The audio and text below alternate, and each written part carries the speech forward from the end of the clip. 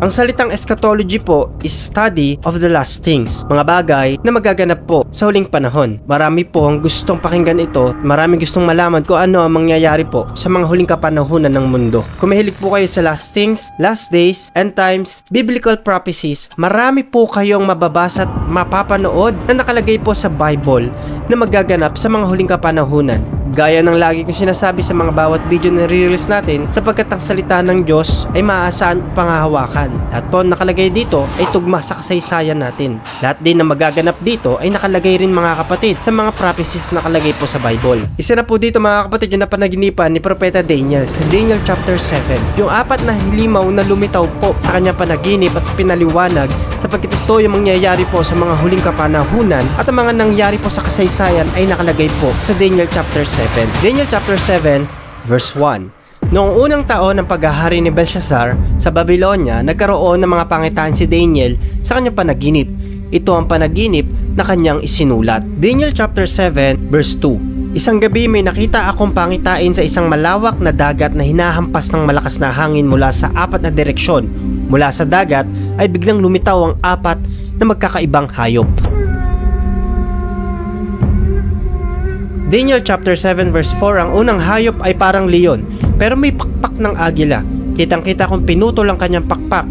Pinatayo siya na parang tao, binigyan ng kaisipang tulad ng sa tao. Ang unang halimaw na lumitaw po doon sa karagatan na nakita ni Daniel ay yung leon, na sumisimbolo po doon sa Babylon Empire. Ang lion po ay sumisimbolo sa paghahari, sapagkat ang lion is king of the jungle. Ganon din ang Babylon Empire sa kanilang kapanahunan. Sila po yung naghari, nagrule ng napakatindi at napakamakapangyarihan. Sila rin po yung ulo doon sa statue na panaginipan ni Haring Nebuchadnezzar. Sumisimbolo din yung lion sa Gold Empire na makapangyarihan. Meron itong pakpak na katulad ng sa agila na napakabilis nilang i-conquer yung mga bansa sa kanilang kapanahunan.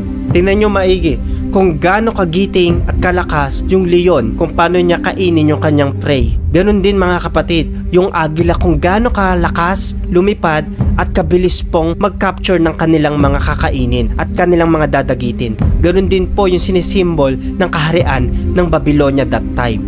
Napakalakas at napakabilis na mag-conquer ng mga bansa at mga kaharian.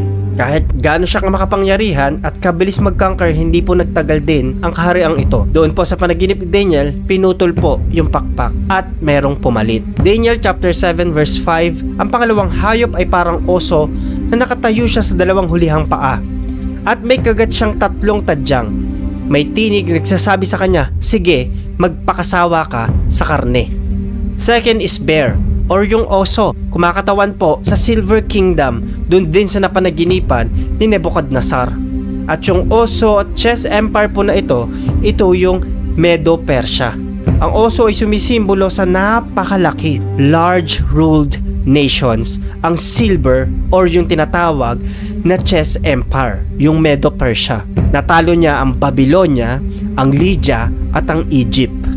Buray mo kapatid kung gaano kalakas ang imperyong ito, the Silver Empire or yung Bear Empire, Chess Empire na Medo-Persia. Tinalo nila yung Gold Empire na Babylon na napakalakas sa kanilang era. Yung oso na kumakatawan sa napakalawak po na pagsakop sa buong mundo. At yung kagat-kagat niyang 3 tadyang, yun po yung nasakop niya sa kanyang paghahari. Yung Lydia, yung Babylon at yung Egypt. At hindi rin nagtagal ang imperyong ito at merong pumalit sa kanya. Daniel chapter 7 verse 6, ang pangatlong hayop ay parang leopardo. Meron itong 4 na pakpak sa likod at may 4 na ulo. Binigyan siya ng kapangyarihan upang mamahala. Yung pangatlong lumitaw na halimaw ay yung leopardo. Nang ibig sabihin is Greece Empire, yung Bronze Empire sa statue na tumalo po doon sa Silver Empire at namayagpag po sa kanilang kasaysayan. Napakagiting na mandirigma at nagrule sa buong mundo na ang pangalan po ay Alexander the Great.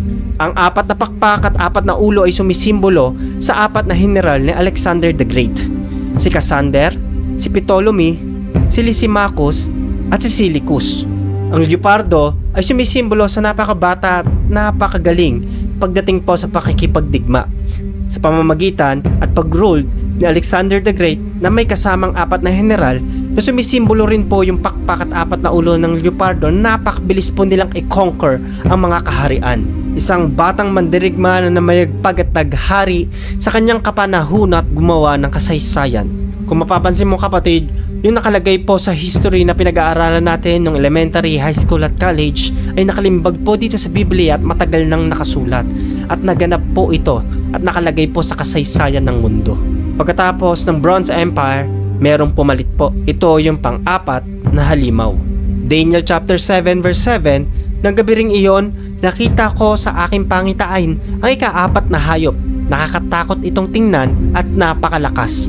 Sa pamamagitan ng kanyang malalaking ngiping bakal, sinasakmal niya at niluluray niya ang kanyang mga biktima.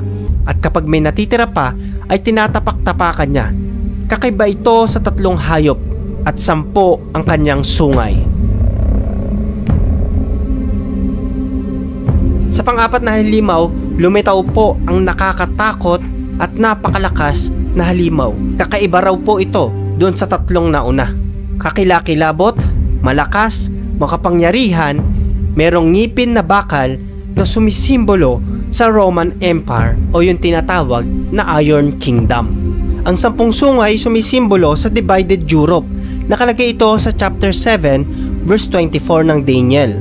Ang 10 sungay ay ang 10 hari na maghahari sa kahariang iyon. Papalit sa kanila ang isang hari na iba kaysa sa kanila at ibabagsak niya ang 3 hari.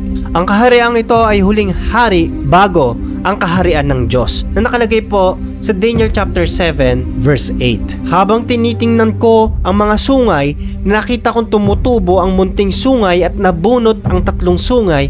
Ang sungay na ito ay may mata na tulad ng tao at may bibig na nagsasalita ng kayabangan.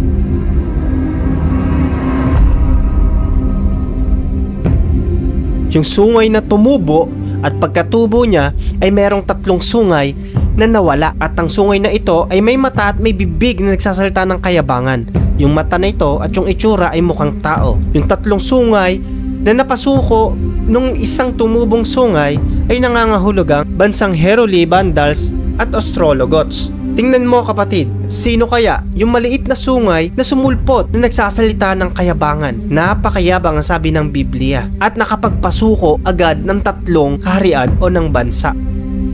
Ito yung huling kaharian bago ang kaharian ng Diyos. Daniel chapter 7 verse 9, pagkatapos ay nakita kong may mga tronong inilagay at umupo sa kanyang trono ang Diyos na nabubuhay magpakailanman.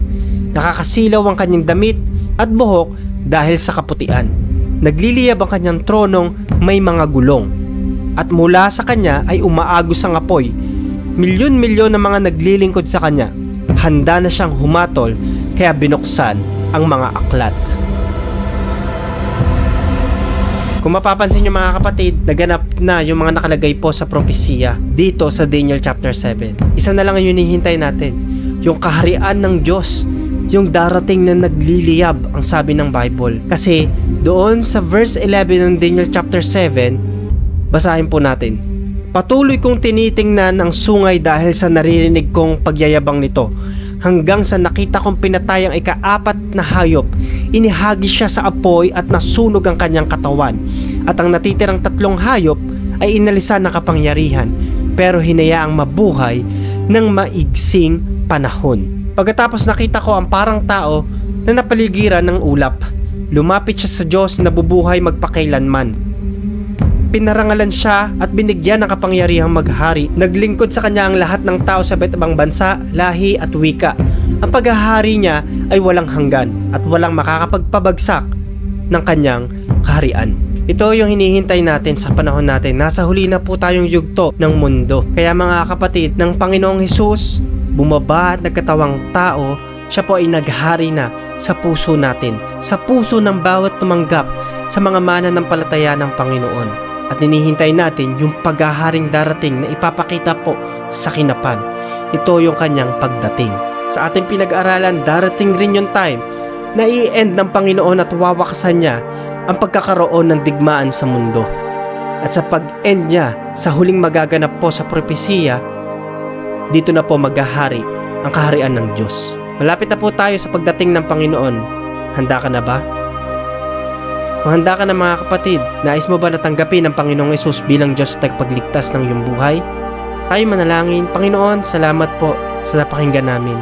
Tinatanggap ko kayo, Panginoon. Nais ko magpasalamat sa iyo, kapatid, nakarating sa huling part ng video ito. Marami ka namang natutunan. Nare-reject ko na gawa ng kaaway at misconception na bini-inject ng demonyo sa mga pag-aaral natin. At lahat ng ito ay magilalim na ating pananampalataya. Panghawakan natin ang salita ng Diyos sapagkat ito'y maasahan at pagkakatiwalaan. Kung meron kang tanong, let me know in the comment section. Kung bago ka pa lang sa page natin, i-like nyo po at i-follow. Share nyo rin po ito sa mga kaibigan. Kung bago ka lang sa YouTube channel, subscribe po kayo. Hit nyo yung notification bell. Hanggang sa susunod na pagkikita, ito ang inyong likod, Pastor Gab Bueno. God bless you.